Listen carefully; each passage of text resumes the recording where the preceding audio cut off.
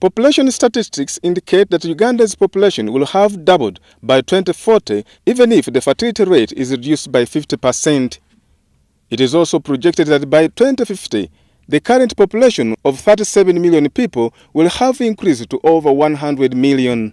During the Population, Health and Environment PHE Symposium in Kampala, the second Deputy Prime Minister Alhaji Ali Chiveginja says the solution to this state of affairs is majorly massive sensitization and education. The strategy of government is, first of all, your begin. Let's get all the children being educated. We want to exploit the talents of each and every child to the maximum. Develop their talents, develop them. Once they go that way, that will be a big step towards population control. Because you don't have the luxury of producing as many children as your father. Just because you were educated. Chiveginja noted that 80% of Ugandans are living a peasant life and working hard with a vision to produce and feed themselves, but not in any way contributing to the country's economy. This called for massive sensitization and proper planning for their future. This is not only a government program, but it's also a personal program. Within 30 years, do you think you will be still on Radio 1? So first of all, plan where will you be in 20 years after? And begin working towards there. So that is, first of all, is your program. As for government, we have already put up a program.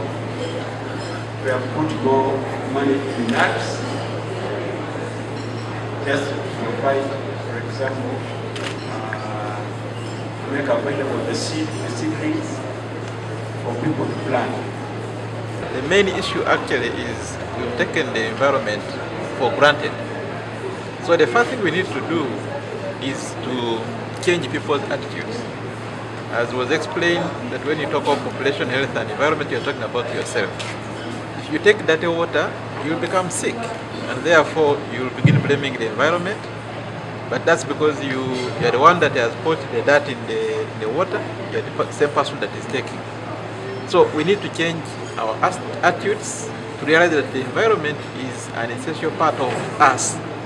And if we don't manage it well, what we see is that it's going to be destroyed and it will destroy us. You cannot handle one issue in isolation. You must go in an integrated approach. And that is the only way you are going to be able to handle. You cannot protect the environment when the population is poor, when the population is not healthy, when they don't have means of access to things like power, energy. So the protection of the environment depends on other factors which are not necessarily within the environment. And that's a very important point to make, that we should all work in an integrated manner. That's the only way we are going to have sustainable development. That's the only way we are going to have transformation. It is not just one sector that is effective. But the increasing population has greatly affected the country's natural resources, especially land, wetlands and forest reserves, as they search for land to settle or grow food. Environmentalists say change of attitude is one thing required if we are to have a healthy population. Environment, with the rate at which the population is growing, it needs to be properly planned. So you cannot expect everybody to be building their single house wherever they are. If we continue that rate, we will not have a wetland, we will not even have a lake. So we need planning in terms of housing. Dora and kindly prepare your presentations. The way that other countries have done it is that they have actually managed their population. They are actually having high-rise structure. But that's the only way you can manage. The way we're doing it now, everybody is putting their bungalow. We cannot manage with this population. So we need better planning for our population. We need to plan in such a way that we realize that we're not only planning for us today, but there's another population which is coming. To manage the population and its growth, you need to think about issues like education. Issues of education, you want an educated, skilled, and innovative population. If they do that, they will get the right jobs, but they can also be entrepreneurs because they are able to innovate. So not all of them will be looking for jobs. So you will be solving the problem.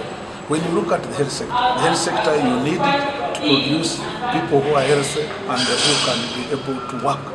And they have the energy to work, so that we don't lose time and income by people being absent from their jobs because they are sick. These also say they needed an integrated approach to work together so as to be able to solve issues of the increasing population. The PHE approach is intended to provide sustainable development in the country through influencing population growth, health, and environment conservation. Stephen Mwiri, WBS News.